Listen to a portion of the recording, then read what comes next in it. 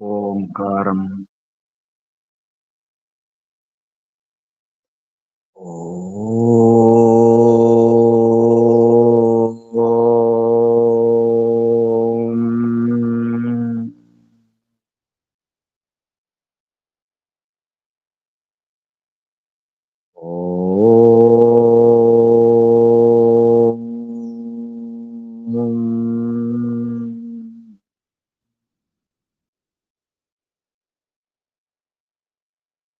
ఓం యోగే యోగే తవస్తరం వాజే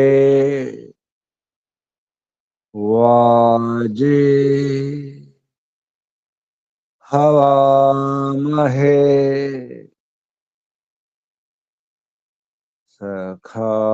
సఖాయ ఇంద్రమూతయే సఖాయ ఇంద్రమూతయే. ఓం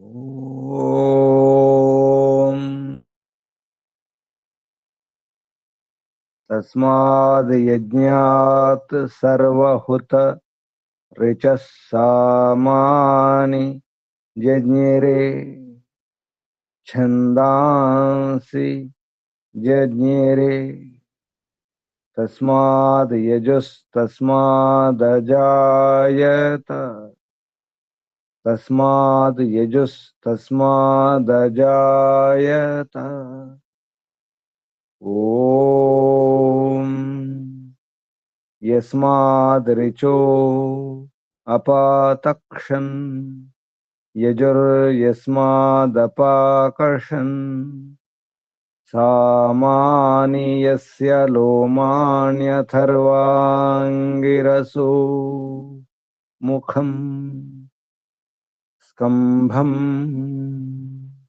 తం బ్రూహి కథమస్విదేవ సః. స్కంభం తం బ్రూహి కథమస్విదేవ సః. ఓం బృహస్పతే ప్రథమం వాచో అగ్రం ప్రైరత నామధేయం దధానాః యదేషాం శ్రేష్టం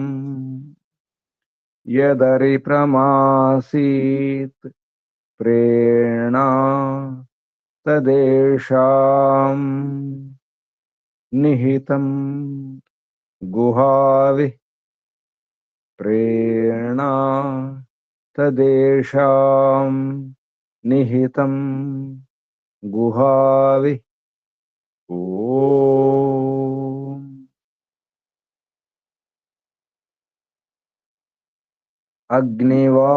అగ్నివాయురవిభ్యస్తు త్రయం బ్రహ్మ సనాతనం దుదోహ యజ్ఞసిద్ధ్యర్థం ఋగ్యజుస్సామలక్షణం దుదోహ యజ్ఞసిద్ధ్యర్థం ఋగ్యజుస్సామలక్షణం ఋగ్యజుస్సామలక్షణం. ఓం శాంతి శాంతి శాంతి. ఓం పరమపిత పరమాత్మ. ఓం ఓం రక్షక ఓం సర్వరక్షక ఓం సదా రక్షక సర్వదా రక్షక సత్యరక్షక నిత్యరక్షక सर्वत्र रक्षका ओम सर्वतः रक्षका सर्वधा रक्षका सर्वथा रक्षका शाश्वत रक्षका परम रक्षक ओम जगद रक्षका विश्व रक्षक ओम शाश्वत पिता शाश्वत माता सर्व पिता सर्व माता विश्व पिता विश्व माता जगत पिता जगन माता जगदाम्बा जगत जननी ओम जगतपति विश्वपति चित्तपति वाक्पति चक्षुष्पति आपति परापति शुभस्पति व्रतपति वास्तुष्पति तपस्पति दीक्षापति प्रजापति सर्वभूतपति विश्वपति ओम शाश्वत भ्राता त्राता दाता विधाता प्रदाता शाश्वत बंधु शाश्वत मित्र शाश्वत सखा सर्व बंधु सर्व मित्र सर्व सखा विश्व बंधु विश्वामित्र विश्व सखा परम बंधु परम मित्र परम सखा प्रथम बंधु प्रथम मित्र प्रथम सखा आदि बंधु आदि मित्र आदि सखा ओम शाश्वत गुरु गुरूणाम गुरु परम गुरु प्रथम गुरु आदि गुरु सनातन गुरु सत्य गुरु नित्य गुरु सर्व गुरु विश्व गुरु ओम शाश्वत आचार्य परमाचार्य सर्वाचार्य सत्य नित्य आचार्य ओम शाश्वत स्वामी सत्य नित्य स्वामी सर्व स्वामी शाश्वत राजा राजाधिराजा महाराजा ओम स्वराट स्वयंराट विराट विश्वराट अनंतराट ब्रह्मराट बहुराट महाराट पूर्णराट सर्वराट ओम शाश्वत न्यायाधीश अर्यमा ओम सदाधारा सर्वदाधारा जगदाधारा विश्वाधारा ओम ईश्वरा परमेश्वरा सर्वेश्वरा जगदीश्वरा विश्वेश्वरा ओम ईशा परेशा सर्वेशा विश्वेशा जगदीशा सर्वभूतेशा ओम सर्वांतर्यामिन सर्वभूतांतरात्मन परमात्मन परब्रह्मन ओम विश्वव्यापक सर्वव्यापक ओम सर्वशक्तिमन सर्वस्वामिन निराकारा निर्विकारा ओम न्यायकारिन दयालु अजरा अमरा अभय अनुपमा ओम नित्य पवित्र परम पवित्र ओम सृष्टिकर्ता धर्ता भरता हरता संहर्ता प्रलयकर्ता पारणकर्ता निर्माणकर्ता ओम प्रभो ओम स्वयंभू ओम शंभु ओम शंभु ओम परिभु ओम शंभवा मयो भव प्रभवा विभवा सुभवा ओम सर्वानुभूः ओम भूः ओम भुवः ओम स्वः ओम भूर्भुवस्वः प्रिया प्रियाति प्रिया प्रियतमा प्राणात् प्रिया प्राणस्य प्राण प्राणाधारा प्राणपति प्राणेश्वरा जीवनेश्वरा जीवनाधारा जीवनपति ओम जन्मदाता ओम सर्व दुख विनाशका सकल क्लेश नाशका संकट मोचका समस्त अविद्या अशांति भय निराशा निवारका ओम सच्चिदानंद घन स्वरूपा आनंददाता आनंदकरा सुखकरा सुखदायक ओम आत्मदा बलदा ज्ञानदा सर्वदा वर्चोदा द्रविणोदा धनदा स्वस्तिदा आयुर्दा मोक्षदा ओम ओम ओम ओम ओम ओम ओम ओम को వందనాలు ఋషులకు, మహర్షులకు, మునులకు, యోగులకు, గురువులకు, ఆచార్యులకు, అధ్యాపకులకు, పెద్దలకు, మాతాపితలకు, శ్రేయోభిలాషులకు, మిత్రులకు, జడచేతనాది చరాచర జగత్తుకు, స్థావర జంగమాలకు వందనాలు. సర్వేభ్యో నమో నమః. ప్రణవ ప్రణామ.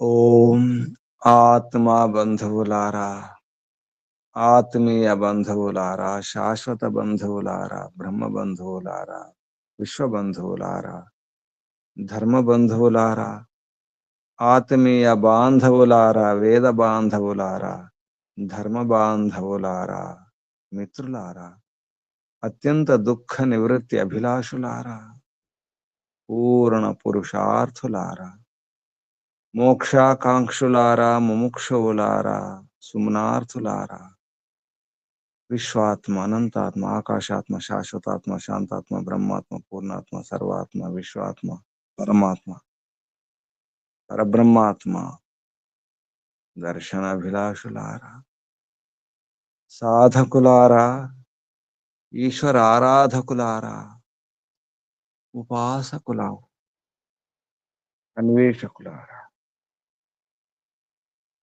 జిజ్ఞాసులారా, ఎక్కాలి, రథం ఎక్కాలి, మంచి రథం ఎక్కాలి. మనం మంచి అశ్వాలు ఉన్న రథం ఎక్కాలి, మంచి గుర్రాలు ఉండాలి. శ్వాన్ శ్వాశ్వం, ఆ గుర్రాలకు మంచి కళ్ళెం సరిగా ఉండాలి, పగ్గలు బాగుండాలి. సుందరమైన గుర్రాలు ఉన్నటువంటి మంచి రథాన్ని, గమ్యాన్ని చేర్చే రథాన్ని ఎక్కాలి. మంచి గుర్రాలు ఉన్నటువంటి, సుందరమైనటువంటి, బలమైనటువంటి, శీఘ్రంగా వెళ్ళే గుర్రాల ఉన్నటువంటి రథం ఎక్కి యుద్ధం చేయాలి, శత్రువును ఓడించాలి. ఆ శత్రువుల కంటే ముందే మనమే దాడి చేయాలి. అటువంటి గుర్రం ఎక్కి వేదం వైపు వెళ్ళాలి, ఈశ్వరుని వైపు వెళ్ళాలి. మధ్యలో వచ్చే శత్రువును ఓడిస్తూ, తొలగిస్తూ, చీల్చి చెండాడుతూ మంచి గుర్రాలు ఉండాలి, మంచి రథం ఉండాలి, చేతిలో వజ్రాయుధం ఉండాలి, మంచి అస్త్ర శస్త్రాలు ఉండాలి, ఆయుధాలు ఉండాలి, వజ్రహస్త. అటువంటి వజ్రహస్తులమై ఈశ్వరుని వైపు, వేదం వైపు వెళ్ళాలి. వేదానికి విముఖం కాకూడదు, విరుద్ధంగా వెళ్ళకూడదు. ఈశ్వరునికి విముఖం కాకుండా ఈశ్వరుని అభిముఖంగా వెళ్ళాలి, విముఖంగా కాదు. ఇప్పుడు కూడా వేదానికి విరుద్ధంగా వ్యవహారం చేయకూడదు, ఈశ్వరుని ఆజ్ఞకు విరుద్ధంగా వ్యవహరించకూడదు. ఈశ్వరుని ఆజ్ఞ పాలన చేయాలి, ఈశ్వరుని ఆజ్ఞను సేవించాలి.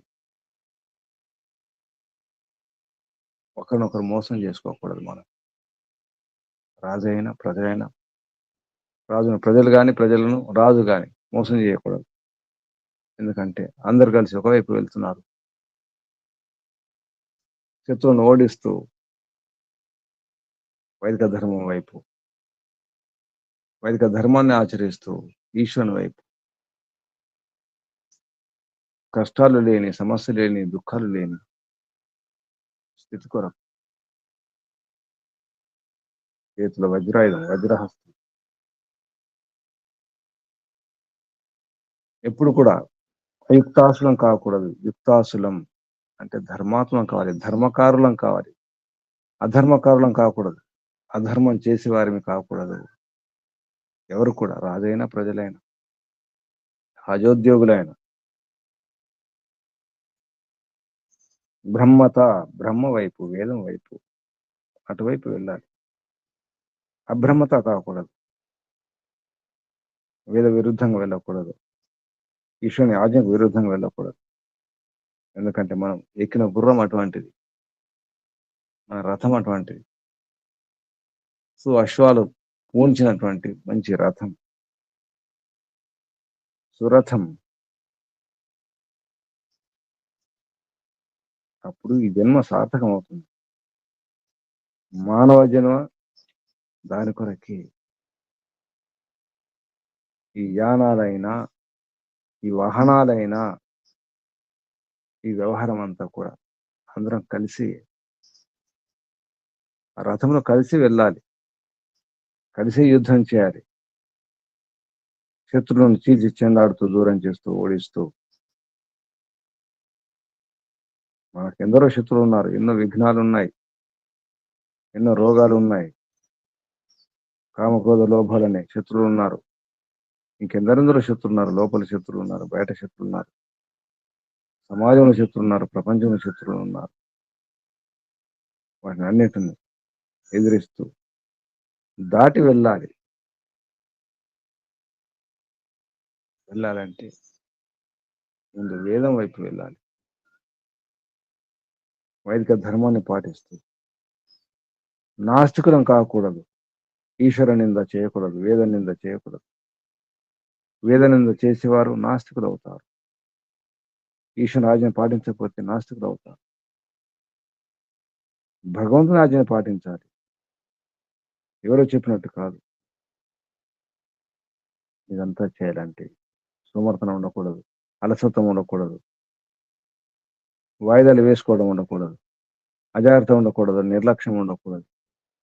యుద్ధంలో ఏమాత్రం అలక్ష్యం ఉంటే, నిర్లక్ష్యం ఉంటే, అజాగ్రత్త ఉంటే చాలా హాని, ప్రమాదం. శత్రువు దాడి చేస్తాడు, చంపేస్తాడు. అందుకే కలిసే ఉండాలి, కలిసే ప్రయాణం చేయాలి, కలిసే మాట్లాడుకోవాలి, కలిసే నడవాలి, కలిసి అదే యానంలో, అదే వాహనంలో ప్రయాణం చేయాలి. తోటి ప్రయాణికులతో ప్రయాణం చేయాలి. ప్రయాణికులు తోడుండాలి, ఒంటరి ప్రయాణం చేయకూడదు. ఈశ్వరుని వైపు కూడా, ఈశ్వరుని వైపు చేసే ప్రయాణం కూడా ఒంటరి ప్రయాణం కాకూడదు. నేను ఒక్కడనే ఈశ్వరుని వైపు వెళ్తాను, మోక్షం పొందుతానంటే కుదరదు. స్వార్థపరులకు మోక్షంలో తావు లేదు. పరోపకారం చేయాల్సిందే, కష్టపడాల్సిందే, యుద్ధం చేయాల్సిందే, కర్తవ్య కర్మలు చేయాల్సిందే. సోమర్తనం పనికిరాదు, ఎప్పుడు పనికిరాదు. అజాగ్రత్త ఉండకూడదు. మన విషయంలోనైనా, ఇంటి విషయంలోనైనా, ధర్మ విషయంలోనైనా, దేశం విషయంలోనైనా సోమర్తనం, అజాగ్రత్త, నిర్లక్ష్యం, కొనికిపాటు పడకండి. కళ్ళు తెరవండి, జాగ్రత్తగా ఉండండి. జాగ్రత్త అంటేనే మేలుకొని ఉండడం, మేలుకొని ఉండండి, జాగరూకులై ఉండండి. నాస్తికులు కాకండి, వేదనింద చేయకండి, వేదం చెప్పినట్టు చేయండి, ఈశ్వరుడు చెప్పినట్టు, ఈశ్వరు ఆదేశాన్ని పాటించండి. నిజానికి అందరం ఒకే కుటుంబం, ఒకే కుటుంబ సభ్యులం, ఒకే తండ్రి సంతానం, ఈశ్వరుని బిడ్డలం. వయం సర్వే ఈశ్వర పుత్రాహ, అందరం కూడా ఈశ్వరుని పుత్రులమే, ఈశ్వరుని బిడ్డలమే. అందుకే ఈ మంత్రంలో మహర్షి దయానంద సరస్వతి గారు ఒకే యానం, ఒకే ఆసనం అన్నారు. ఒకే యానం, ఒకే వాహనం, ఒకే ఆసనం, ఒకే వ్యవహారం. ఒక రకమైన వ్యవహారం ఉండాలి, ఒక రకమైనటువంటి ఈశ్వరోపాసన ఉండాలి.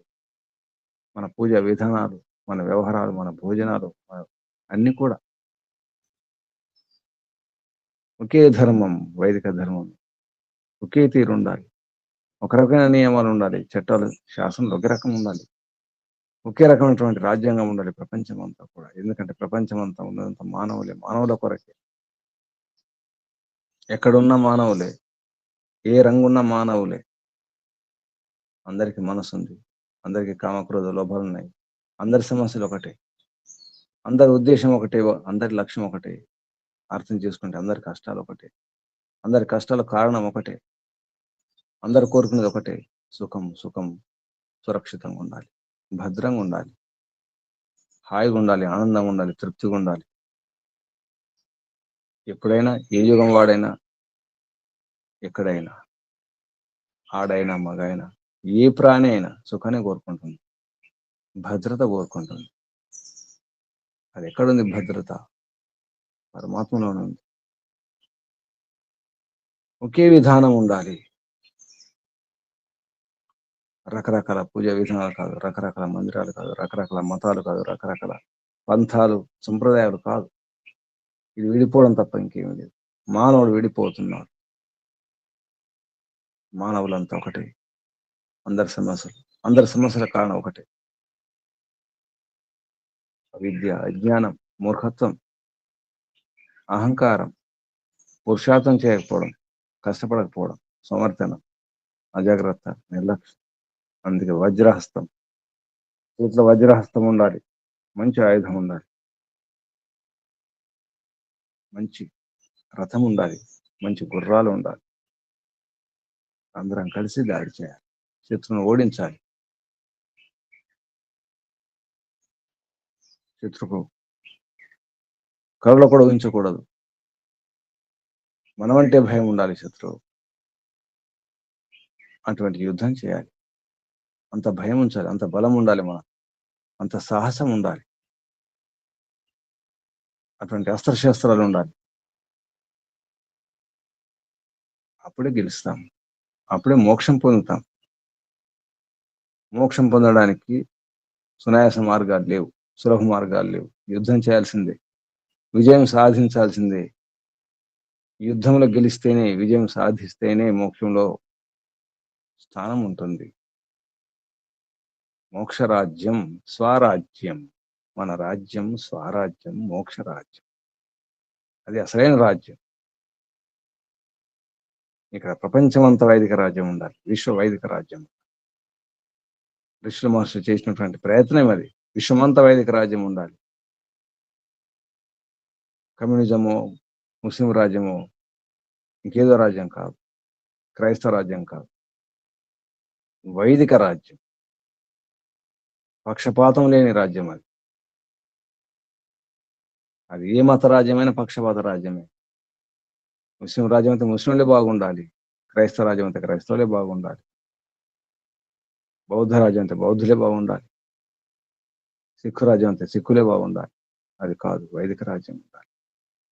దానికోసం మంచి గుర్రాలను చూసుకోవాలి, మంచి రథాన్ని చూసుకోవాలి, మంచి ఆయుధాలు. వజ్రహస్తం అన్నారు, చేతిలో ఎప్పుడు వజ్రహస్తం ఉండాలి. తిరుగులేని ఆయుధం వజ్రం, బలమైన ఆయుధం ఉండాలి, ఓడిపోకూడదు. దానికి మన శక్తి, మన బలం పరమాత్మయే, ఈశ్వరోపాసనే. వేదాధారంగా వేదాధ్యయనం చేసి ఈశ్వరుని యొక్క గుణకర్మ స్వభావాన్ని అర్థం చేసుకొని అప్పుడు ఈశ్వరోపాసన. ఈశ్వరుడు అంటే ఎవరో, ఈశ్వరుని గుణకర్మ స్వభావాలు ఏమిటో తెలియకుండా ఉపాసన చేస్తే, అది చేసే ఉపాసన సరైన ఉపాసన అవుతుందో కాదో తెలియదు. అందుకే పరిశీలించుకోవాలి, పరీక్షించుకొని ఉపాసన చేయాలి. నేను చేస్తున్న ఉపాసన సరైన ఉపాసనేనా, ఉపాసన విధానం సరిగా ఉందా లేదా చూసుకోవాలి. ఋషులు మహర్షులు తెలియజేసినారు ఎటువంటి ఉపాసన చేయాలి, ఎలా చేయాలి, ఆ విధి విధానం ఏమిటో, ఆ క్రమం ఏమిటో తెలియజేయడం జరిగింది. మన జీవన విధానం కేవలం ఉపాసన విధానం కాదు, జీవన విధానాన్ని కూడా వారు నిర్ధారించినారు, పరీక్షించినారు. జీవితంలో పరీక్షించి, పరిశీలించి, శోధించి, సాధించి, మంత్రం చేసి సారాన్ని ఇచ్చినారు. మనం ఎలా జీవించాలి, ఎలా ఉండాలి, ప్రతి విషయంలో, అన్ని సందర్భాల్లో, అన్ని సమస్యలకు సమాధానం ఇచ్చినారు. మన జీవన సమస్యలన్నిటి కూడా, మన జీవనచర్య ఎలా ఉండాలి, దినచర్య ఎలా ఉండాలి, రాత్రి చర్య ఎలా ఉండాలి, ఋతుచర్య ఎలా ఉండాలి, ఏ చర్య ఎలా ఉండాలి, ఏ క్రమం ఎలా ఉండాలి, మనకు నచ్చినటువంటి కాదు. అందరి మార్గం ఒకటే, అందరి లక్ష్యం ఒకటే, అందరి గమ్యం ఒకటే, అందరి ప్రయాణం ఒకటే. రండి కలిసి ప్రయాణం చేద్దాం, హాయిగా జీవిద్దాం. ఏ పొరపచ్చాలు లేకుండా, ఏ భేద భావాలు లేకుండా మానవులంతా ఒకటే. మనిషి అనే ప్రాణి ఒకటే. సమస్యలు అవే, కారణం అదే. కొంచెం అటు ఇటు కావచ్చు, భాష భేదాలు ఉండవచ్చు, ప్రాంత భేదాలు ఉండవచ్చు, ఆహారంలో మార్పు ఉండొచ్చు, ఆకారంలో రంగుల భేదాలు ఉండొచ్చు, కొంచెం అటు ఇటు. కానీ మానవులు మానవులు. మనిషి ఎందుకు కలిసి ఉండకూడదు? ఎందుకు విడిపోవాలి? ఏ కాకి విడిపోవడం లేదు. కాకులన్నీ కలిసే ఉంటున్నాయి. క్రూర మృగాలు కూడా మందల మందుల కలిసే ఉంటాయి. మనిషి అంటే బుద్ధిజీవి అన్నారు. మరి బుద్ధి ఎక్కడ ఉంది? వివేకం ఉందా? విచక్షణ ఉందా? మనకుందా? ఆత్మ నిరీక్షణ పరీక్షణ, ఆత్మ పరిశీలన చేసుకుంటే అర్థమవుతుంది. ఈర్ష్య ద్వేషాలే భయంకరమైనటువంటి పగలు, కుట్రలు, కుతంత్రాలు. దేనికోసం? ఏం సాధిద్దామని, ఏం సాధిస్తున్నామని, ఇంతవరకు సాధించిందేమిటి? అర్థం చేసుకుంటే, లెక్కలు వేసుకుంటే మిగిలేదు సున్నా, శూన్యమే. ఏమి లేదు, వ్యర్థం, వ్యర్థమే. జీవితం అమోఘంగా ఉండాలి అంటే సార్థకం అవ్వాలి.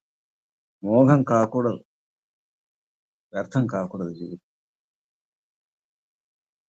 అందుకే వైదిక ధర్మ విరుద్ధంగా ఉండే వారందరూ కూడా శత్రులే. మన లోపల ఉన్న మన భావాలు గనక వేద విరుద్ధంగా ఉంటే అవి కూడా శత్రువులే. మన భావాలు మనకు శత్రువులు, మన ఆలోచనలు మనకు శత్రువులు. వాటిని ఓడించాలి. ముందు మన భావాలు వైదికంగా ఉన్నాయా లేవా? వేద విరుద్ధంగా ఉన్నాయా? ఈశ్వరుని ఆజ్ఞకు విరుద్ధంగా ఉన్నాయా చూసుకోవాలి. ముందు మనల్ని మనం పరీక్షించుకోవాలి. నేను ఎక్కడున్నాను? నేనేం చేస్తున్నా? శత్రువు నేనైతే కాదు కదా. నేను శత్రువు అయిపోతే, వేద విరుద్ధం అయిపోతే, ఈశ్వరునికి విరుద్ధం అయితే, ఎప్పుడైతే నేను వేదానికి విరుద్ధంగా ఉంటాను, ఆచరిస్తాను, నా భావాలు, నా ఆలోచనలు, నా వ్యవహారం, నా కర్మలు, అప్పుడు నేనే వేద నిందకుని, నాస్తికుని అవుతాను, శత్రుని అవుతాను. ఇది అర్థం కాదు. ఎవరో శత్రులు కాదు, నేనే శత్రుని అయిపోతాను. ఈశ్వరుని భక్తుని కావాలి, ఈశ్వర విరోధిని కాకూడదు. ఇటువంటి భావన ఉన్నటువంటి మంత్రం ఈ మంత్రం యజుర్వేదంలో 10వ అధ్యాయంలో, యజుర్వేద భాషే 10వ అధ్యాయం 22వ మంత్రం, ద్వావింశతితమ మంత్రం. ఈ మంత్రం మాతే, మంత్రంలో మాత ఉంటుంది, తర్వాత ఇది ఉంది కాబట్టి మాతే ఇంద్ర తే వయం తురాషాట్ అయుక్తాసో, తురాషాడ్ అయుక్తాసో విడదీస్తే తురాషాట్ అయుక్తాస అబ్రహ్మత విదసామ తిష్ఠ రథం అధి యం వజ్రహస్త రశ్మీన్ దేవ యమసే సు అశ్వాన్ సు అశ్వాన్. ఈ మంత్రం యొక్క ఋషి దేవవాత. మాతే ఇత్యస్య దేవవాత ఋషి ఇంద్రో దేవత విరాడార్షి త్రిష్టుప్ ఛంద స్వరం దైవత స్వర. మంత్రంలో ఉపదేశం ప్రజాజనై రాజప్రసంగే కథం వర్తవ్యం ఇది ఆహ. ప్రజాజనుల ద్వారా రాజప్రసంగంలో ఎలా వర్తించాలి అనే విషయంలో అని చెప్పడం జరిగింది ఈ మంత్రంలో ఉపదేశం.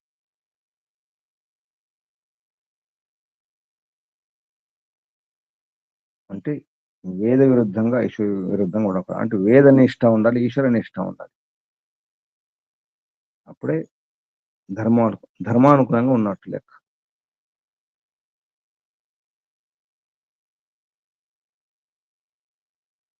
ఇప్పుడు కూడా ప్రజలను కానీ మోసం చేసుకోకూడదు, అన్యాయం చేయకూడదు రాజు అనే విషయంలో ముఖ్యంగా ఈ ఉపదేశం. ఈ మంత్రంలో శబ్దాలు పదచ్ఛేదం తర్వాత, సంధి విచ్ఛేదం తర్వాత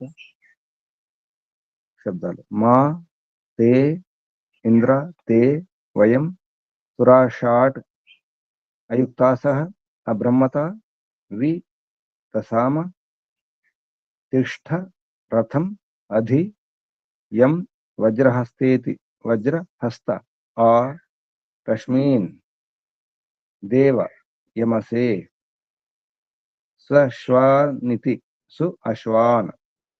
ఇవి శబ్దాలు. ఇప్పుడు మంత్రులు వచ్చారు. నమస్తే గురుజీ.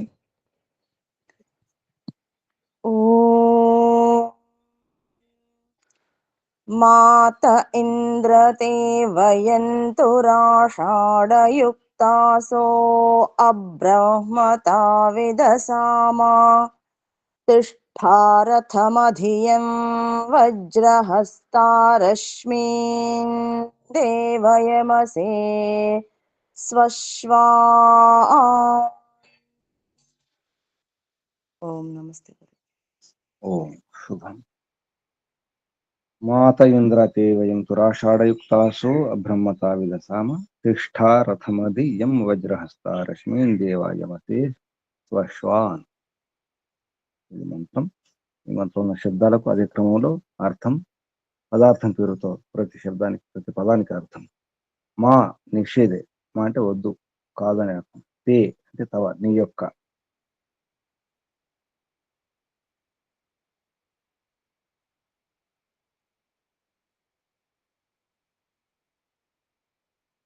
కొన్ని గ్రంథాలలో అంటే వేదంలోనే ఈ మా తే ఏతుందో అది మా నా ఇంద్ర అని కూడా పదపాఠం ఉంది. ఇది శతపథ బ్రాహ్మణంలో సామాన్యంగా ఈ మంత్రానికి వ్యాఖ్యానం చేస్తూ చేయడం జరిగింది. శతపథ బ్రాహ్మణంలో మా నా ఇంద్ర అంటే అర్థం అదే వస్తుంది సుమారుగా. అటువంటి పాఠం ఉన్నట్టు చెప్పడం జరుగుతుంది. శతపథ బ్రాహ్మణంలో మా నా ఇంద్ర ఉన్నట్టు. మా నిషేధే, తే అంటే తవ, నీ యొక్క, ఇంద్ర సభేష రాజన్. ఇక్కడ ఇంద్ర అనేది సంబోధన. ఓ ఇంద్ర అంటే ఓ ఇంద్రుడా, ఐశ్వర్యవంతుడా, ఓ రాజా అని అర్థం. అలాగే దేవశబ్దం కూడా వస్తుంది. ఆ దేవశబ్దం రెండు కలుపుకుంటే దేవేంద్ర అని సంబోధన. అన్వయంలో మహర్షి దయానంద సరస్వతి గారు హే దేవేంద్ర రాజన్ వజ్రహస్త ఇలా సంబోధించడం జరిగింది. ఓ ప్రకాశమానటువంటి సభాపతి, ఐశ్వర్యవంతుడైనటువంటి రాజా, నీ చేతిలో వజ్రం ఉన్నటువంటి వాడ అని అర్థం. ఓ వజ్రహస్త, నీ హస్తంలో వజ్రం, వజ్రహస్తుడు అని చెప్పేసి. అంటే రాజుకు తిరుగు ఉండకూడదు, అటువంటి అస్త్రం ఉండాలని అర్థంతో చెప్పడం జరుగుతుంది. మా నిషేధే తే తవ ఇంద్ర సభేష రాజన్. తే తవ, మళ్ళీ నీ యొక్క, వయం మేము, మేము ఎవరి అంటే రాజప్రజాజన, రాజజనులు ప్రజాజనులు. రాజజనులు అంటే ఉద్యోగులు, ప్రభుత్వ ఉద్యోగులు, రాజోద్యోగులు. ప్రజాజన, రాజజన, జనా ప్రజాజన, ప్రజాజనులు రాజజనులు. తురాషాట్, తురాన్ త్వరితాన్ శత్రువున్ సహతే. తుర అంటే త్వరితాన్, త్వరితాన్ అంటే శీఘ్రంగా ఉన్నటువంటి, శీఘ్రకారులైనటువంటి శత్రువులు, శీఘ్రకారులైనటువంటి శత్రువులను సహించేవారు అంటే ఆపేవారు. సహనం అంటే ఇక్కడ బలం అని అర్థం, ఆపడం అని అర్థం, ఎదిరించేవారు అని అర్థం. అటువంటి నీవు అని అర్థం. ఓ రాజా అటువంటి నీవు, తురాషాట్ నీవు, తురాన్ త్వరితాన్ శత్రును, అటువంటి శత్రును సహతే సహిస్తావు, ఆపుతావు, అటువంటి బలం గలవాడివి. సహ అంటే బలం కూడా. అయుక్తా సహ అధర్మకారిణ, అధర్మకారులు. అబ్రహ్మత వేద ఈశ్వర నిష్ఠారహిత, వేద నిష్ఠారహితులు, ఈశ్వర నిష్ఠారహితులు కాకుండా ఉండాలి. ఎవరు? మేము అని అర్థం. వి దశమ, ఉపక్షేమ, ఉపక్షయేమ అంటే అటువంటి శత్రువుని మేము విశేషంగా విదశామ. మంత్రం శబ్దం విదశామ, విదశామ విశేషంగా. దశామ అంటే ఉపక్షేమ అంటే దగ్గరుండి వారిని క్షీణింపజేస్తాం, నష్టం చేస్తాం, నాశనం చేస్తాం అని అర్థం. విదశామ. తిష్ట, తిష్ట మంత్రంలో తిష్ఠా దీర్ఘం ఉంది. ఆ దీర్ఘం ఎందుకుందో చెప్తున్నాడు ఇక్కడ. అత్ర ద్వైచ్, ద్వైచు అతస్తింగ అనే అష్టదేశ సూత్రం 6వ అధ్యాయంలో 3వ పాదంలో 130వ సూత్రం చెప్పడం జరిగింది. వేచినప్పుడు ఇక్కడ తిష్ట అని దీర్ఘం వచ్చింది మంత్రంలో. మామూలుగా అయితే తిష్ట దీర్ఘం ఉండకూడదు. ఆ విషయం చెప్పడం జరుగుతుంది. ఇది దీర్ఘ. రథం అధి, రథమును అధి, అధిరోహించాలి, అధిష్ట అంటే ఎక్కాలి. రథం అధి ఏదైతే ఉందో, యం ఏదైతే. ఇక్కడ అధికి రథం యం, ఈ రథం అధియం 3 శబ్దాలకు అర్థం రాయలేదు. రథం అంటే తెలుసు మనకు, రమణీయ స్థానం అని అర్థం వస్తుంది రథం అంటే. రమణీయం, థ అంటే ఉండేది, అటువంటి అంత బాగుండాలి రథం, సురక్షితంగా ఉండాలి, బలంగా ఉండాలి, రమణీయంగా ఉండాలి. అధి అంటే అధిరోహిస్తాము, ఎక్కుతాము. యం ఏదైతుందో, వజ్రహస్త వజ్రతుల్యాని శస్త్రాన్ని హస్తయోహో యస్య తత్సంబుద్ధౌ, ఇది సంబోధన. హే వజ్రహస్త, హే రాజా, హే ఇంద్ర అనే అర్థం. వజ్రతుల్య వజ్రం లాంటి, వజ్రతుల్యాని శస్త్రాన్ని, వజ్రతుల్యం వంటి శస్త్రాలు, హస్తంలో ఉన్నటువంటి, హస్తయోహో చేతుల్లో, యస్య ఎవని చేతుల్లో, వజ్రతుల్యం అటువంటి వజ్రం లాంటి శస్త్రాలు ఉన్నాయో అటువంటి ఓ రాజా. ఆ రశ్మేన్ అనేది ఒకసారిగా ఆ సమంతా అక్కడి నుంచి ఇక్కడ వరకు అని అర్థం వస్తుంది. రశ్మీన్ అంటే అశ్వనియమార్థ రజ్జు అంటే కళ్యం అని అర్థం, పగ్గం కళ్యం. రశ్మీన్ అశ్వనియమార్థ, అశ్వాను అదుపులో ఉంచడానికి ఏదైతే రజ్జు ఉంటుందో, తాడు ఉంటుందో అంటే కళ్యం, పగ్గాలు అన్న అదే అర్థం. దేవ, ఈ దేవ శబ్దం కూడా రాజుకు సంబంధమే. ఇంద్రదేవ, దేవ ఇంద్ర. దేవ అంటే ఓ ప్రకాశమానటువంటి, ఓ ఇంద్రుడైనటువంటి సభాపతి రాజా, ఓ వజ్రహస్త. ఈ 3 శబ్దాలు సంబోధన. దేవ, ఇంద్ర, వజ్రహస్త. యమసే నియచ్చసి అంటే నియమంలో ఉంచాలి, ఉంచేవారు, నీవు ఉంచుతావని అర్థం. యమసే నియచ్చసి అంటే నియమంలో నడిపిస్తావు. స్వశ్వాన్ శోభనాశ్చ తే అశ్వాశ్చ తాను, శోభనంగా ఉన్నటువంటి నీ గుర్రాలు శోభనంగా ఉంటాయి, సుందరంగా ఉంటాయి, వాటిని నీవు నియచ్చసి అదుపులో ఉంచుతావు. ఇది మంత్రంలో ఉన్నటువంటి శబ్దాలకు ఆక్రమంలోనే అర్థం.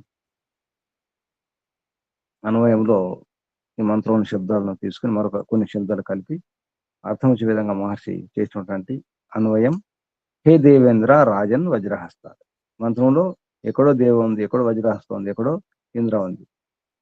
ఆ శబ్దాలు క్రమంలో కూర్చోడం జరిగింది. హే దేవేంద్ర రాజన్ వజ్రహస్త, వయం తే తవ సంబంధే, మేము నీ యొక్క, తే అంటే నీ యొక్క, మేము, వయం మేము, తే అంటే తవ నీ యొక్క, సంబంధే అయుక్తాస అంటే నీ వ్యవహారంలో, నీతో,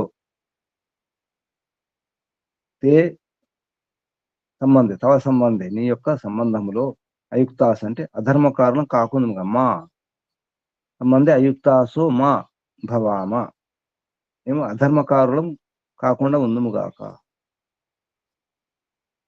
తే నీ యొక్క, తమరి యొక్క, తవ తే అంటే తవ నీ యొక్క, తమరి యొక్క, అబ్రహ్మత వేదము, తర్వాత బ్రహ్మ అంటే వేదము, బ్రహ్మ అంటే ఈశ్వరుడు కూడా, అందుకే అబ్రహ్మత అంటే వేదానికి విరుద్ధంగా, ఈశ్వరుని విరుద్ధంగా ఉండకుండా ఉందుముగాక. అబ్రహ్మత మా అస్తు లేకుండా ఉండాలి. అబ్రహ్మత వేద విరుద్ధం, ఈశ్వర విరుద్ధం ఉండకుండా ఉండాలి. విముఖత నా ఉండకూడదు. వేద విముఖత, ఈశ్వర విముఖత ఉండకూడదు. మరి ఇంకేంటి, మాస్తు తాం, ఆ విముఖతను, ఏతు విముఖత ఉందో దాన్ని, విదసామ నష్టం చేస్తాం, విదసామన్న అంటే విశేషంగా, దశం అంటే ఉపక్షేమ నష్టం చేస్తాం, క్షీణింపజేస్తాం. ఏ విముఖతను, వేద విరుద్ధంగా ఉండే దాన్ని, ఈశ్వర విరుద్ధంగా ఉండే అటువంటి దాన్ని మేము విదసామ నష్టం, పూర్తిగా విశేషంగా నష్టం చేస్తాము. ఏదైతే ఉందో తర్వాత విదసామ ఉపక్షేమ, తిష్ఠ తర్వాత శబ్దం యహ తురాషాట్, ఏదైతే తురాషాట్ ఉందో అంటే ఎవరైతే తురాషాట్లు ఉన్నారో అంటే శీఘ్రకార్యటువంటి శత్రులు ఉన్నారో వారిని సహించే నీవు, తురాషాటు శీఘ్రంగా వచ్చే శత్రువులను సహించేవాడా, ఎదిరించేవాడా, ఆపేవాడా, నిలువరించేవాడా అని అర్థం. తురాషాట్ ఏం చేస్తావు అంటే, తురాషాట్ త్వం యాన్ రశ్మిన్, నీవు ఏవైతే రశ్మిలు ఉన్నాయో, రశ్మి అంటే కళ్ళెములు, పగ్గములు ఉన్నాయో, గుర్రాలను నడిపించేవి ఏవైతే ఉన్నాయో ఆ రశ్మి, ఆ రజ్జు, ఆ తాళ్ళు. సో అశ్వాన్, ఆ తాళ్ళతో ఏం చేస్తావు? సుందరమైన అశ్వాలను ఆయమసే, ఆసమంతాత్, నియమంలో ఉంచుతావు, పూర్తిగా నియమంలో ఉంచుతావు. యమసే, నియమంలో ఉంచగలవు. సో అశ్వాన్ ఆ యమసే, యం రథం అధితిష్ట, ఎవడైతే ఈ ఈ రథమును, రథం అధితిష్ట, రథాన్ని, రథం మీద కూర్చుంటారో, అధిరోహిస్తారో, ఎక్కి ఉంటారో. అలాగే తాను, తాను తం, తానంటే ఆ గుర్రాలను, తమంటే ఆ రథాన్ని, మేము, వయం అపి అధితిష్ఠేమ, మేము కూడా గుర్రం, ఆ గుర్రాలు పూంచినటువంటి, ఆ సుందరమైన గుర్రాలు పూంచినటువంటి రథం మేము కూడా ఎక్కాలి, మేము కూడా అధిరోహించాలి. వయమపి, మేము కూడా, అధితిష్ఠేమ, మేము కూడా గుర్రం ఎక్కువ ఉంటాం. అంటే మీరు ఏ గుర్రాలు పూంచినటువంటి రథంలో వెళుతున్నారో అదే గుర్రంలో మేము కూడా వస్తాం. అందరి యానం, అందరి వాహనం ఒకటే, అందరి ప్రయాణం ఒకటే, అందరి లక్ష్యం ఒకటే, అందరి గమ్యం ఒకటే, మేము కూడా మీ వెంట వస్తాం అని రాజును సంబోధిస్తూ చెప్పడం జరిగింది. ఇది అన్వయం ద్వారా మనకు అర్థమయ్యే విషయం. మీకు భావార్థం: రాజప్రజాజనా రాజ్ఞా సహాయోగ్యం వ్యవహారం కదాచిన్ న కుర్యుః. అంటే రాజు ప్రజలు, రాజ ప్రజలు అది ఏం చేయాలి? రాజుతో సహా ఉండాలి. రాజుకు విరుద్ధంగా అయోగ్యమైనటువంటి, రాజు పట్ల అయోగ్యమైన వ్యవహారాలు ఎప్పుడు కూడా చేయకుండా ఉండాలి. రాజ ప్రజాజనా రాజ్య అంటే రాజుతో సహా చేసే వ్యవహారం, అయోగ్య వ్యవహారం, అయోగ్యం వ్యవహారం కదాచిత్ నా కుర్యు, కదాచిత్ ఎప్పుడు కూడా మేము అటువంటి అయోగ్య వ్యవహారం చేయకుండా ఉందము గాక. రాజా చ ఏతై సహా, రాజు కూడా, రాజు ఎలా ఉండాలి? రాజు కూడా ప్రజాజనతో చేసే వ్యవహారం. రాజా చ ఏతై సహా అంటే ప్రజలతో సహా చేసే వ్యవహారం ఎలా ఉండాలి? అన్యాయం నా కుర్యాత్, రాజు అన్యాయం చేయకూడదు ప్రజల పట్ల. ప్రజలతో చేసే వ్యవహారంలో అన్యాయం ఉండకూడదు. అన్యాయం నా కుర్యాత్. అలాగే వేదేశ్వరాజ్ఞానుష్ఠాతార సంత, వేదము మరియు ఈశ్వరుని యొక్క ఆజ్ఞకు అనుకూలంగా అనుష్ఠానం చేసే, ఆచరించేవారు అవుతూ, సర్వే సమాన యాన ఆసన వ్యవహారా, అందరి యొక్క యానములు, ఆసనములు, వ్యవహారాలు ఒకటే ఉండాలి. సర్వే సమాన యాన ఆసన వ్యవహారా స్యు, సమానం ఉండాలి. యానములు, కూర్చునే ఆసనాలు, మనం ఒకే కంచం ఒకే మంచం అంటాం, అలా ఒకే విధానం ఉండాలి. ముస్లింలు అదే పాటిస్తారు, ఒకే కంచం తింటారు. కొన్ని పండుగలు పెద్ద పల్లెం పెట్టుకుంటారు, అందరూ వడ్డించుకొని అందరు కలిసి తింటారు చుట్టూ కూర్చొని. ఒకే కంచం, ఒకే మంచం, ఒకే యానం, ఒకే ప్రయాణం. అదంతా మన వ్యవహారాలు వాళ్ళు కొన్ని తీసుకున్నారు, వికృతం చేసుకొని తీసుకున్నారు. సమాన యాన ఆసన వ్యవహారాలు, వ్యవహారాలు అది ఒకేలాగా ఉండాలి, అందరి వ్యవహారాలు. నా కదాచిత్ ఆలస్య ప్రమాదే, ఎప్పుడు కూడా ఆలస్య ప్రమాదంలో, వేదేశ్వర నిందామయే, వేదేశ్వర నింద చేయకుండా, నాస్తికత్వే అంటే వేదేశ్వర నింద అంటే ఏంటి? నాస్తికత్వే వా వర్తేరన్, నాస్తికత్వం ఉండకూడదు. నాస్తికులు కాకండి, వేదానికి విరుద్ధంగా, ఈశ్వరునికి విరుద్ధంగా వ్యవహారం చేయకండి. చేస్తే నాస్తికులు అవుతారు. నాస్తికతలో మీరు ఇరుక్కోకండి. నాస్తికులు అయితే కష్టాలు వస్తాయి. వేద విరుద్ధంగా వ్యవహారం చేస్తే కష్టాలే కష్టాలు, రోగాలు, సమస్యలు, ఆందోళన, ఒత్తిళ్లు, భయంకరమైనటువంటి దుఃఖాలు. అందుకే వేద విరుద్ధంగా ఉండకూడదు, ఈశ్వరునికి విరుద్ధంగా ఉండకూడదు. ఇది భావార్థంలో అర్థం. నా కదాచిత్ ఆలస్య ప్రమాదే, మనం చేస్తున్నది ఇదే. ఆలస్యం ప్రమాదం చేస్తాం, సోమరిగా ఉంటాం, అజాగ్రత్త ఉంటాం, నిర్లక్ష్యం చేస్తాం, సరిగా పని చేయం, ఆగిపోతాం. నాకెందుకు అనుకుంటాం, నాకు సంబంధం లేదనుకుంటాం. కానీ అది కాదు. రాజైన ప్రజలైన ఒకే రథములో, మంచి గుర్రాలు పూజించినటువంటి రథములో మేము కూడా వయమపి అధితిష్టేమన్నారు అన్వయంలో. మేము కూడా ఆ గుర్రాలు పూజించినటువంటి ఆ రథంలోనే మేము కూడా ప్రయాణం చేయాలి. ఆ గుర్రాలు మేము కూడా ఎక్కాలి. రాజు ఎటువైపు వెళ్తున్నారు, రాజు యొక్క గమ్యం ఏమిటి, మేము కూడా అటే, ప్రజలు కూడా అటువైపే. ప్రజలు ఏం కోరుకుంటున్నారు కాదు, సరైనటువంటి విద్వాంసులు ఏ మార్గంని సూచించినారో, మార్గదర్శనం చేసినారో ఆ మార్గంలో వెళ్ళాలి. రాజును కూడా ప్రజలను కూడా శాసించేది ఎవరు? విద్వాంసులు, మంచి సరైన విద్వాంసులు. నిన్నటి మంత్రంలో వచ్చింది, విద్వాంసులు శాసించాలి, విద్వాంసులు శాసించాలి, అది ముఖ్యం. ఇది ఈ మంత్రంలో ఉన్నటువంటి నీతి, సారం, భావార్థం. ఇప్పుడు మంత్రం చూద్దాం ఒకసారి. ఓం మాత ఇంద్ర తే తవ తురాషాఢ్ అయుక్త తురాషాఠ్ అయుక్తాస అభ్రమత విదసామ తిష్ట రథమధీయం వజ్రహస్త రశ్మీన్ దేవ యమసే సు అశ్వాన్ స్వశ్వాన్ సు అశ్వాన్. ఇది మంత్రం. ఓం. ఇప్పుడు ప్రశ్నలు, సందేహాలు అడగాలి. ఓం నమస్తే గురుజీ. ఓం. చెప్పండి. తిష్ట అనే దానికి ఇక్కడ చెప్తారు.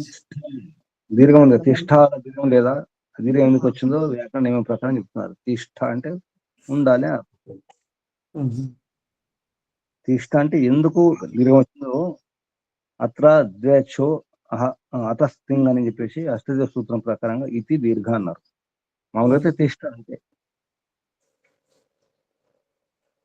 మేము కూడా అలా ఉండాలి. తిష్ట వేసి అంటారు కదా, తిష్ట వేయడం అంటే ఏంటి, అలా ఉండాలి. అది తిష్ట. నిజానికి శబ్దం అది ఒక దగ్గర ఉంది, తిష్ట ఒక దగ్గర ఉంది, రెండు కలుపుకోవాలి. అది అనే శబ్దం, అది అనే ఉపసర్గ ఇక్కడ తిష్ట రథం అది ఉందా, రథం అది మంత్రంలో తిష్ట రథం అది, అది ముందు పెట్టుకుంటే అది తిష్ట అంటే మేము ఎక్కాలి, ఆ గుర్రాలు ఉన్నటువంటి రథం ఎక్కాలని అర్థం. అది అక్కడ ఉన్నటువంటి రథం, అది అక్కడ నుంచి తీసుకొచ్చి అది ముందు పెడితే అది తిష్ట అవుతుంది.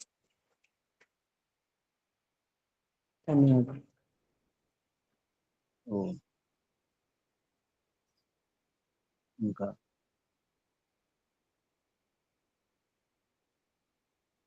ఇంకా ప్రశ్నలు, సందేహాలు?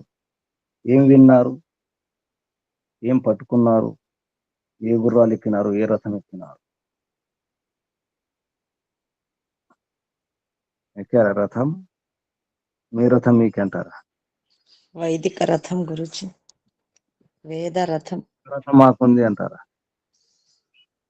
మా కారు మాకుంది, నా కారులో కుదరదు.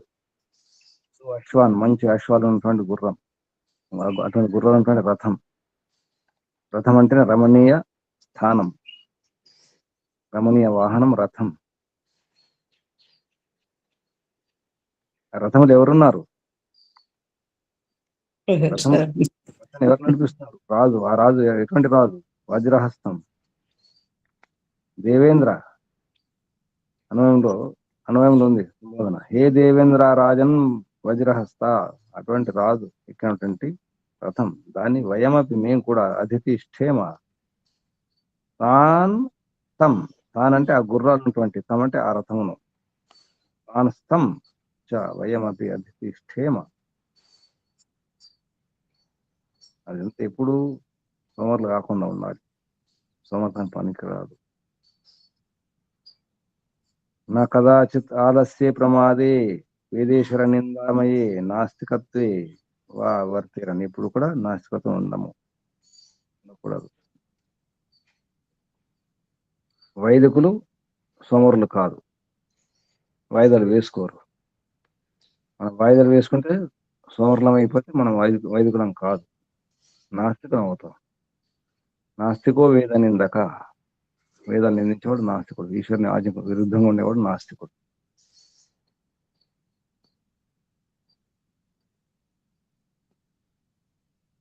అంటే ఒకే వాహనంలో వెళ్దాం, ఒకే వాహనంలో ప్రయాణం చేయాలి. వేరు వేరు వాహనంలో ప్రయాణం చేస్తే మీరు ఎక్కడో మేము ఎక్కడో.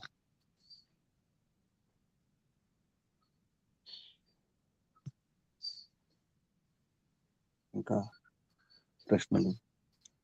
మీరేం పట్టుకున్నారు? మీ అనుభూతి ఏమనిపించింది? మీకు ఏమనిపించింది అసలు మంత్రం ఏంటంటే?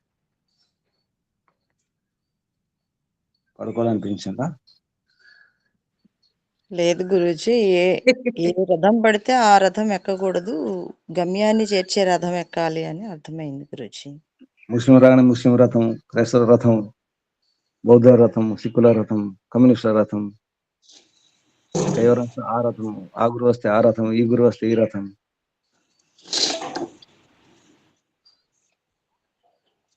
వేరు వేరు రథాలు లేవు, మనకు ఒకే రథం ఉంది.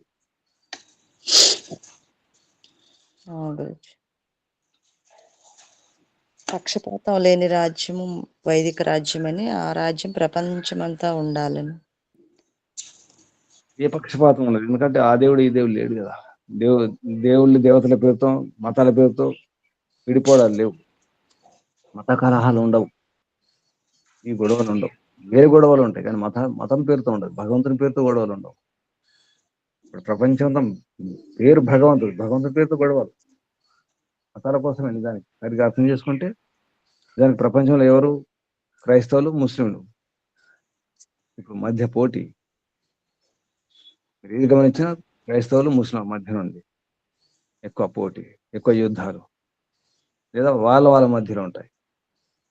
ముస్లింల మధ్య ఉంటాయి. అక్కడ అందులో తెగలు ఉన్నాయి కదా, షియాలు, సున్నీలు, రకరకాలు. ఇంకా ఉన్నాయి. షియా సున్ని ఒకటే కాదు, ఇంకా ఉన్నాయి.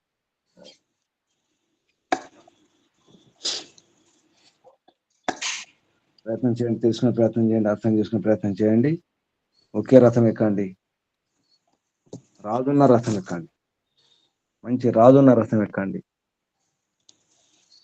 వీరుడు, శూరుడు, ధీరుడైనటువంటి, మంచి ఆయుధాలు ఉన్నటువంటి, బలవంతుడైనటువంటి, అన్నిటిని సహించుకునే రాజులు, మాతాపితలంటి స్వభావం ఉన్నటువంటి రాజు ఉన్నటువంటి ఆ రథాన్ని ఎక్కండి.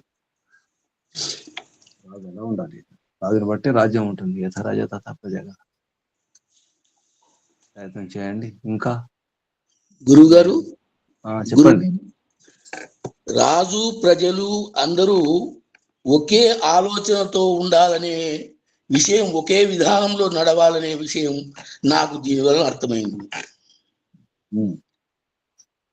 ఒకే యానంలో ప్రయాణం చేయాలంటే ఒకే ఆలోచనలతో ఉండాలని ప్రతి ఒక్కరు. అంటే అందరూ వేద ప్రచారం, వేద జ్ఞానం తెలిసిన వారై ఉండాలని. వినండి, అంటే ఒకే గమ్యం ఉండాలి, ఒకే గమ్యం ఉండాలి. అందరూ అదే ఊరికి వెళ్ళాలి. ఆ ఊరికి వెళ్తే అందరూ అటువైపు వెళ్తారు కదా. అందరు ఊరు ఒకటే, అందరు ఇల్లు ఒకటే. ఆ ఊరే ఆ ఇంటికి అనుకోండి, ఎలా ఉంటుంది? మీరు వెళ్ళేది ఆ ఊరే ఆ ఇల్లే, నేను వెళ్ళేది ఆ ఊరే ఆ ఇల్లే, అలా ఉండాలి. లక్ష్యం ఒకటే, అందరి గమ్యం ఒకటే. అప్పుడు అంటే ఇక్కడ రాజు, ప్రజలు ఒకరొకరు మోసం చేసుకోకూడదు, చూసుకోవాలి. రాజు అన్యాయం చేయకూడదు, రాజు విరుద్ధం ఉండకూడదు. అన్యాయం నా కుర్యాత్. రాజ్య సహాయ సహా అయోగ్యం వ్యవహారం కదా చిన్న కురియు. రాజుతో రాజ్ఞ సహా అంటే ఇది తృతీయ విభక్తి. రాజుతో సహా రాజు పట్ల అయోగ్య వ్యవహారం కదాచిత్ నా కురియు, ఎప్పుడు కూడా అయోగ్య వ్యవహారం చేయకూడదు రాజు పట్ల ప్రజలు. అలాగే రాజప్రజ, ఇక్కడ రెండు అర్థాలు ఉన్నాయి. ప్రజాజన అంటే రాజజనులు, ప్రజాజనులు అంటే ప్రభుత్వ ఉద్యోగులు కూడా, ప్రజలు కూడా. రాజుతో చేసే వ్యవహారం అయోగ్యం ఉండకూడదు కదాచిత్, ఎప్పుడు కూడా నా కురి. రాజు ఎలా ఉండాలి? రాజా చ ఏతై సహా అంటే ప్రజలతో సహా అన్యాయం నా కుర్యాత్, అన్యాయం చేయకుండా ఉండాలి రాజు. ఇప్పుడు జరుగుతుందా? ఇప్పుడు నాయకులు ఏం చేస్తున్నారు? ప్రజలు ఏం చేస్తున్నారు? ప్రజలు ఏం కోరుకుంటున్నారు? నాయకులు ఎలా మోసం చేస్తున్నారు? ఎటు నడిపిస్తున్నారు? అంత అయోమయం. అందుకే కష్టాలు, నమ్మక ద్రోహాలు తప్ప ఇంకేం లేదు. ప్రజలు అంతే ఉన్నారు, నాయకులు అంతే ఉన్నారు. అది పోవాలంటే వైదిక రాజ్యం రావాలి, వైదిక రాజ్యాంగం ఉండాలి, వైదిక రాజ్యం, వైదిక రాజ్యాంగం ఉండాలి. ధన్యవాదాలు గురు. ఇటువంటి ఎన్నో ఉన్నాయి. మన ఋషులు మహర్షి చేసినటువంటి ప్రయత్నం ఇది. ఏ కాలంలో ఏ ఋషి అయినా ఏ మహర్షి అయినా రాజుకు చక్రవర్తులకు సలహాలు ఇలా వచ్చేవారు. అంటే ఋషులు మహర్షులే రాజా గురువులే ఉండేవారు. రాజుల గురువులు ఋషులు మహర్షులు. అది అర్థం చేసుకోవాలి. మహాభారతంలో మనకు అనిపిస్తుంది ఋషులు మహర్షులే రాజగురువులు. ధర్మం బాగా తెలిసిన వారు, పాటించేవారు, ఆదర్శంగా ఉండేవారు. అటువంటి వారు రాజగురువులు. సలహాదారులు కూడా అంత ఆదర్శంగా ఉండేవారు, సలహాలు ఇచ్చేవారు. మంత్రులు కూడా అంత బాగుండేవారు. ప్రజలు అలాగే కోరుకునేవారు. అటువంటి వారినే మరి గమనించండి, దుర్యోధన్ని ఒప్పుకోలేదు ప్రజలు. వీరు ప్రకటించుకున్నారు దుర్యోధనుడి, నేనే రారాజునని. ధృతరాష్ట్రుడు కూడా ఒప్పుకున్నాడు, నా కొడుకు ఉండాలని. కానీ ప్రజలు ఒప్పుకోలేదు. పట్టాభిషేకం జరగలేదు దుర్యోధనునికి. స్వయం ప్రకటితం. అంటే ఎంత గొప్ప వంశమైనా, గొప్ప రాజు సంతానమైనా మళ్ళీ ప్రజలు ఒప్పుకోవాలి. అప్పుడు పట్టాభిషేకం జరుగుతుంది. మనకేమనిపిస్తుంది, మనకు రాజు కొడుకు రాజే, ఆ రాజు కొడుకు రాజే. అది కాదు, రాజు కొడుకు రాజు కాదు. ప్రజలు ఒప్పుకుంటేనే పట్టాభిషేకం. అంతవరకు పట్టాభిషేకం లేదు, రాజ్యాభిషేకం లేదు. ప్రజలు ఒప్పుకో, అందరి ముందర చేయాలి అది, ఆ కార్యక్రమం, ఉత్సవం. చుట్టూ రాజులను పిలవాలి. మళ్ళీ ఊరికే రాజ్యాభిషేకం జరగదు. అభిషేకం అంటే మాటలు కాదు, అభిషేకం అంటే అధికారం ఇవ్వడం. గమనిస్తే రామాయణంలో రామునికి కూడా అభిషేకం చేయలేదు. ఏం జరిగింది? సందేహం కలిగింది కైకేయికి. కైకేయి చాలా మంచిది, నిజానికి నిందల పాలైంది. కానీ రామునికి ఇంకా అనుభవం రాలేదు. రాజ్యం వేరంత అనుభవం లేదు, చిన్న వయసు ఉంది, అనుభవం కావాలి. రాజ్యం చుట్టంతా రాక్షసులు ఉన్నారు, దుష్టులు ఉన్నారు. వారిని అందరినీ ఓడించాలి, వారిని అందరినీ అణిచేయాలి. అప్పుడు యుద్ధం చేసి ప్రపంచం అంతా చూసి రావాలంటే ఏం చేయాలి? నివాసం పంపింది. పథకం అన్నమాట. నివాసం పంపింది అంతే. కోపంతో, ద్వేషంతో కాదు, తన కొడుకున్న భరతుని రాజుని చేయాలనే ఉద్దేశంతో కాదు. ఇది చాలా మందికి ఈ విషయం తెలియదు. అలా తిట్టుకుంటారు. ఆ మంథర చాలా మంచిది, మంచి సలహాలు ఇచ్చేది, మంచి అనుభవం ఉన్నటువంటి వ్యక్తి మంథర. నిందల పాలైన పర్వాలేదు, చేతిలో చెడ్డ పేరు వచ్చిన పర్వాలేదు అని. పేరుతో చెడ్డ పేరు వచ్చింది కూడా ఇప్పుడు. అని వారు చేసింది ఏంటి? 14 సంవత్సరాలు కనుక వనవాసం చేయకుండా ఉంటే రాముడు ఏమయ్యేవాడు? అనుభవం లేని రాజ్యం చేసేవాడు. ఈ పేరు వచ్చేది కాదు, రాముడికి ఇంత పేరు వచ్చేది కాదు. ఇంకా పేరు తెచ్చేందుకే ఆమె పంపించింది. అనుభవం రావాలి, అనుభవం లేని వాడు రాజు ఎలా అవుతాడు? అది ఇంతవరకు రాజు కొడుకు యువరాజే, హాయిగా సంతోషంగా సుఖంగా పెరిగినటువంటి వాడు బయటప్పుడు తిరగలేదు కదా. ఇప్పుడంతా సీట్లలో గుర్తుపెడుతున్నారు. విశ్వామిత్రుడు కూడా తీసుకెళ్తే దశరథుడు ఎంత మోహం చూడండి, పుత్రవాత్సల్యం. విశ్వామిత్రుడు ఇవ్వలేదు కదా, నేను ఇవ్వాలంటాడు, మాట ఇస్తాడు, నేను ఇవ్వాలంటాడు. విశ్వామిత్రుడు తీసుకెళ్తా అంటే రామలక్ష్మణులను. విశ్వామిత్రుల వారు తీసుకెళ్ళి ఏం చేశారు? మంచి మంచి అస్త్రాలు ఇప్పించారు, యుద్ధ నైపుణ్యం నేర్పించారు, ఎన్నో మెలకువలు నేర్పించారు. విశ్వామిత్రుడు తీసుకెళ్ళి కేవలం అక్కడ యజ్ఞయాగాన్ని రక్షించడం కొరకు కాదు, అక్కడ చెబుతారు యజ్ఞం రక్షణ కొరకని. ఆ నేపంతో, ఆ పేరుతో దశరథ పంపిస్తారు. కానీ రామునికి లక్ష్మణునికి ఎన్నో విద్యలు నేర్పిస్తారు, ఎన్నో అస్త్రశస్త్రాలు ఇప్పిస్తాడు కూడా విశ్వామిత్రుడు. రాజు కదా, రాజర్షి కదా. విశ్వామిత్రుడు కూడా చక్రవర్తి ఒకప్పుడు. విశ్వామిత్రుడు చేయలేక కాదు, కానీ రాముణ్ణి తీసుకుపోయి రామునికి అస్త్రశస్త్రాలన్నీ ఇచ్చేందుకోసమే తీసుకుపోయినాడని అనిపిస్తుంది. నేర్పించాలి, ప్రపంచం చూపించాలి, అడవులు చూపించాలి, వనమూలికలు చూపించాలి, నేర్పించాలనే ఉద్దేశంతో నడుచుకుంటూ తీసుకెళ్తారు. అన్ని పరిచయం చేస్తూ, రామంలో వస్తున్న అన్ని పరిచయం చేస్తూ తీసుకెళ్తారు. అర్థం చేసుకోవాలి, అసలు రహస్యం అర్థం చేసుకుంటే తెలుస్తుంది. అందుకే మనం ఎలా ఉండాలి అంటే, మంచి నాయకుని ఎన్నుకోవాలి. మంచి నాయకుని కూడా మనకు మంచి అటువంటి ఆలోచనలు ఉండాలి కదా. మంచి ఆలోచనలు ఎంతమందికి ఉన్నాయి? ఈ ఓటర్లకు అక్కడ సమస్య వస్తుంది. అందుకు వైదిక రాజ్యం ఉండాలి. కమ్యూనిజం రాజ్యం కాదు, కమ్యూనిస్టులు కాదు. కమ్యూనిజం రాజ్యం కాదు, ముస్లిం రాజ్యం కాదు, క్రైస్తవ రాజ్యం కాదు, ఏ రాజ్యం కాదు. అన్ని రాజ్యాలు పనికిరావు. పక్షపాత రాజ్యాలు, సగం రాజ్యాలు, పనికిరాని రాజ్యాలు. నమస్తే గురూజీ. శుభం. ఓ, ఇంకెవరైనా ఏం అర్థం చేసుకున్నా చెప్పండి. ఇంత విన్నారు కదా. బాలబ్రహ్మం గారు ఉన్నారా? ఏమర్థం? ఇంకెవరైనా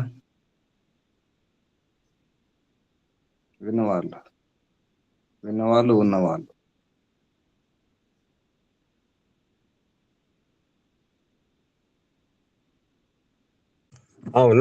ఉన్నానండి. ఉన్నానండి సార్. అంటే రాజు అనేది ఈ రోజుల్లో, నమస్తే జీ, నమస్తే గురూజీ. ఈ రోజుల్లో రాజు అనేది అంటే ఎంతో మంది ఉన్నారు. కుటుంబానికి పనిచేసే తండ్రి కూడా రాజు లాంటి వాడే. అలాగే సమాజంలో వివిధ సమాజాలలో ఉండే అధ్యక్షులు ఇలాంటి వారు కూడా రాజులాగానే వర్తించాలి. అది కాకుండా వ్యక్తి, ఇప్పుడు ప్రజలు, రాజు మంచివాడు కావాలంటే ప్రజలు కూడా మంచివాళ్ళు కావాలి. అంటే ఇది ఒక ఉందా గుడ్డు ఉందా అన్నట్టుగా కొంత ఉంటుంది. మంచి ప్రజలైతేనే మంచి రాజును ఎన్నుకుంటారు, లేకపోతే ఎలాగ ఎన్నుకుంటారు? అది అనేది కూడా కొంత మనం ఆలోచించాలి. న్యాయం అనేది మటుకు వేదంలో తప్పకుండా ఎంతో ఇంపార్టెన్స్ ఇచ్చింది. ఆ ఇంపార్టెన్స్ ని వీ హ్యావ్ టు ఫాలో. అది మన దగ్గర అది మర్చిపోయారు చాలా మంది. దానివల్ల ఈ దుస్థితి వచ్చింది. నమస్తే జీ, నమస్తే. రాజు మారాలి, ప్రజలు మారాలి, నాయకులు బాగుండాలి, ప్రజలు కూడా బాగుండాలి. ఇద్దరు బాగుండాలంటే విద్వాంసులు బాగుండాలి, ఉపదేశకులు, ప్రచారకులు బాగుండాలి. అక్కడ ఉంది స్విచ్. దారి చూపేవారు బాగుండాలి. ఇంకెవరైనా ప్రశ్నలు, సందేహాలు ఉన్నాయా? సూచనలు? ఏమైనా సూచనలు?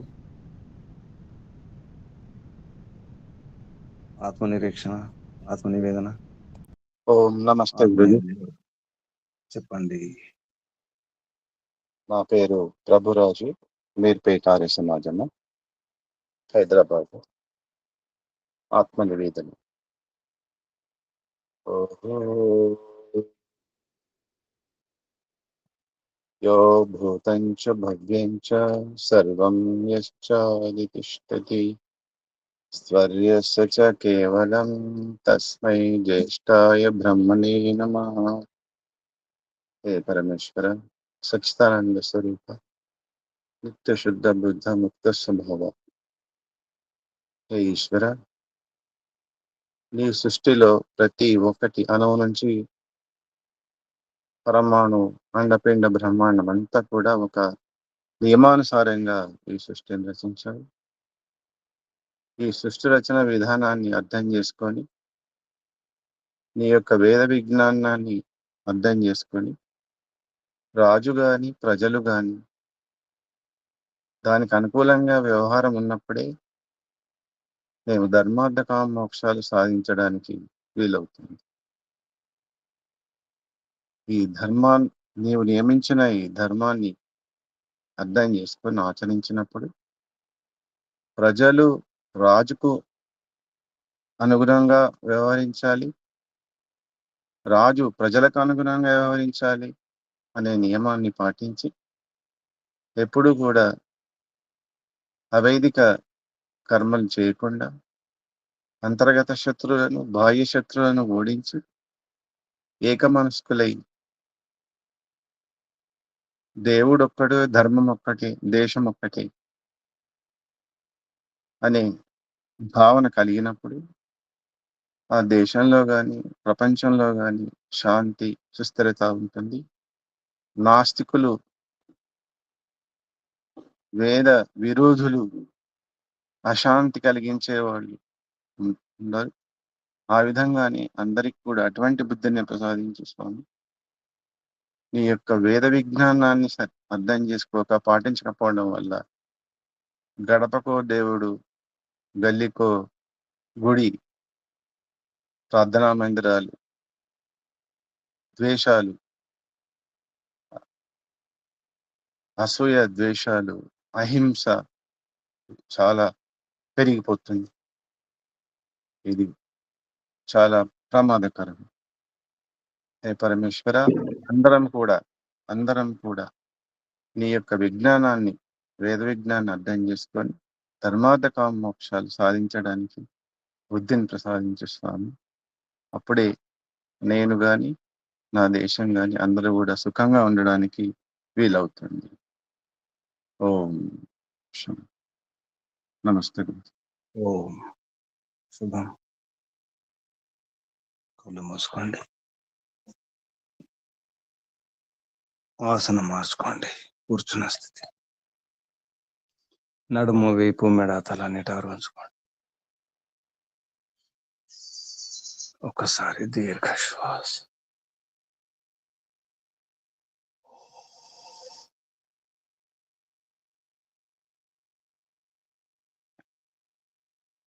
ఓంకారం ఒకసారి. ఓ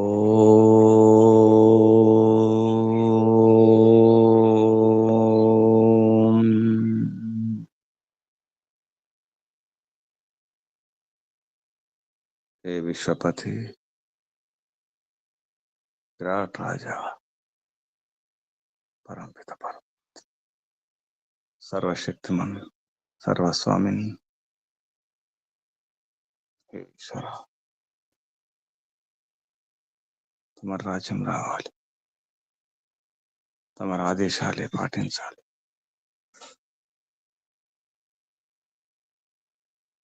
వేదాధ్యయనం చేసి అర్థం చేసుకొని వైదిక జీవనం జీవించాలి. అంతటా వైదిక పరివారాలు విలసిల్లాలి ప్రపంచమంతా.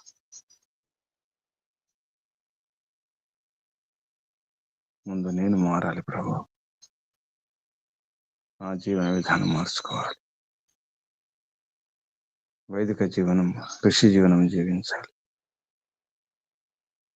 నా అలవాట్లు, నా ఆహారం, నా ఆలోచనలు తమకు అనుకూలంగా ఉండాలి. ఏది కూడా, ఏ వ్యవహారం కూడా తమ ఆజ్ఞకు విరుద్ధంగా ఉండకూడదు. వేద విరుద్ధం లేని వ్యవహారం చేయాలని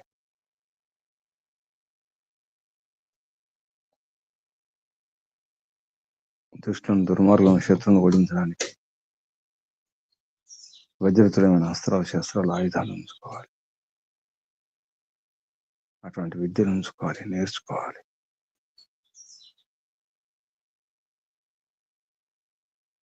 ఏ శత్రువైనా నేను ఓడించాలి, భయపడకూడదు. ఎప్పుడు జాగ్రత్తగా ఉండాలి.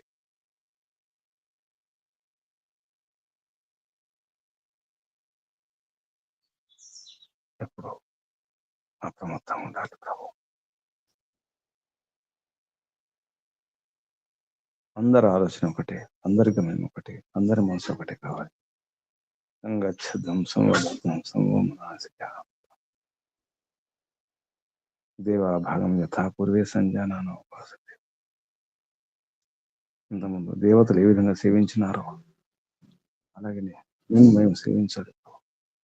దేవా భాగం యథా పూర్వే, ఇంతకు పూర్వం ఏ విధంగా అయితే దేవతలు, మహాత్ములు, విద్వాంసులు వారిని సేవించినారో ఆ విధంగా మేము కూడా సేవించాలి, ఉపాసించాలి ప్రభు.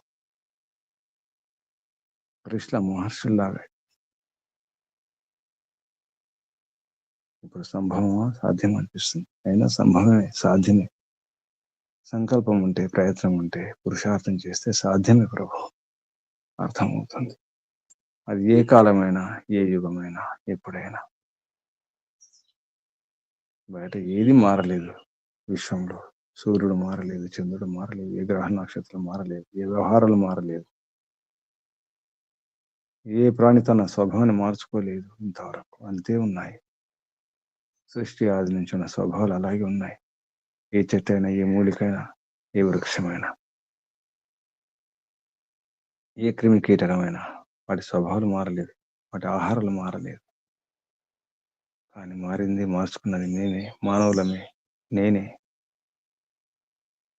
మనిషి మారినాడు, మనిషి మారుతున్నాడు, మనిషి చెడిపోతున్నాడు. మానవుడే అది నేనే.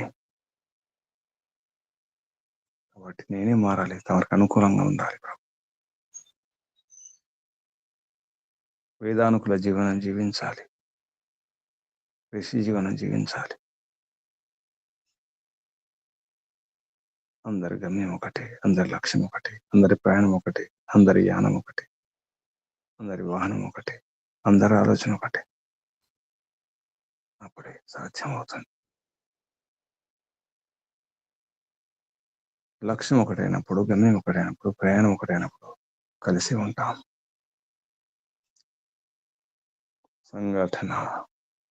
సంఘటన మొదలవుతుంది. ఈశ్వరోపాసన ఒకటి ఉన్నప్పుడే ఇది మూల కారణం అర్థమవుతుంది. ప్రభు తమని వేరువేరుగా ఉపాసించడం వలనే వారికి రూపాలు కల్పించి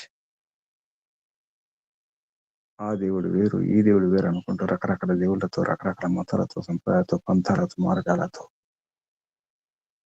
విడిపోవడం జరుగుతుంది తమరి పేరుతో. ప్రభు కానీ తమరు ఆదేశించింది ఇది కాదు, తమరు చెప్పేది ఇది కాదు, తమరి ప్రేరణ ఇది కాదు. కలిసి ఉండాలి, అంతా కలిసి, మానవులంతా కలిసి ఉండాలి. విడిపోకూడదు, ఎవరు విడిపోకూడదు. అందులో ఆర్యులు విడిపోకూడదు. ఆర్యులంతా కలిసి ఉండాలి, కలిసి ఉండాలి.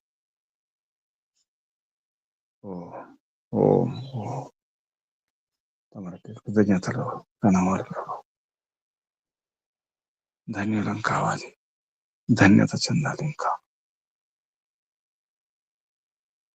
ఋషులకు, మహర్షులకు, మునులకు, యోగులకు, గురువులకు, ఆచార్యులకు, అధ్యాపకులకు, పెద్దలకు, మాతాపితలకు, శ్రేయోభిలాషులకు, మిత్రులకు అందరికీ కృతజ్ఞతలు, ప్రణామాలు. కలియుగ మహర్షి దేవ దయానంద సరస్వతి గారికి, వారి గురువు గారు బ్రహ్మర్షి ప్రజ్ఞాచక్షువు వ్యాకరణ సూర్య దండి స్వామి విరజానంద సరస్వతి గారికి ప్రణామాలు సమర్పిస్తూ, బంధులారా కనీసం ఇంట్లోనైనా కలిసి ఉండే ప్రయత్నం చేయండి. సమాజంలో, దేశంలో, ప్రపంచంలో తర్వాత ముఖ్య ఆలోచన ఉండే ప్రయత్నం చేయండి. ముఖ్య ఆలోచన లేని వారు ఉంటారు, అర్థం చేయించే ప్రయత్నం చేయండి. తెలియని వారు ఉంటారు, అమాయకులు ఉంటారు, అహంకారులు ఉంటారు. మన ఇంట్లో కూడా అహంకారులు ఉంటారు. ఎక్కడైనా అహంకారం ఉంటుంది, మనలో కూడా ఉంది. ముందు మనలో ఉన్నటువంటి అహంకారాన్ని తగ్గించుకొని కొంచెం దిగడం మంచిది. మనం దిగుతుండాలి, దిగుతూ దించే ప్రయత్నం చేయాలి అహంకారాన్ని. ముందు మనలో ఉన్న అహంకారాన్ని దించుకుంటూ ప్రయత్నం చేస్తే, మన వ్యవహారం మార్చుకుంటే ఎదుటి వారు కూడా మారవచ్చు. అలా కలిసి ఉండే ప్రయత్నం చేయాలి. ఇంట్లో ఉన్న వారందరూ ఒకే లక్ష్యం ఉండాలి, ఒకే గమ్యం ఉండాలి, ఒకే ఉద్దేశం ఉండాలి. అందరూ కలిసి సాధించాలి ఐక్యంగా ఉండి. ఇంట్లో బలం చాలా అవసరం. ఇంటి బలం మహాబలం. ప్రయత్నం చేయండి, పూర్ణ పురుషార్థం చేయండి,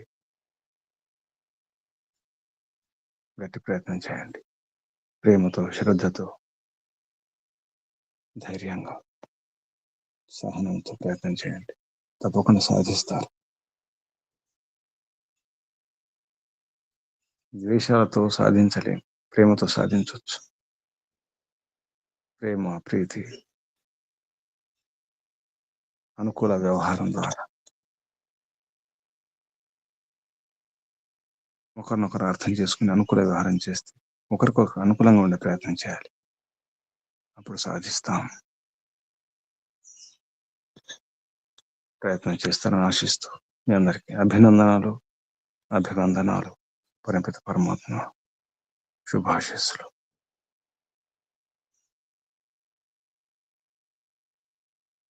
ఓం శం శుభం.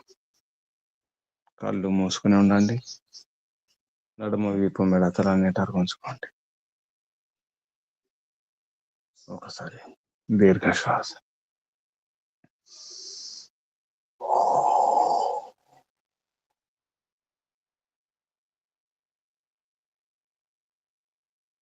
పూర్ణ భక్తితో, సమర్పణ భావనతో, పూర్ణ విశ్వాసంతో ఓంకారం చేద్దాం. కళ్ళు మూసుకుని ఉండండి. శ్వాస నింపండి. ఓ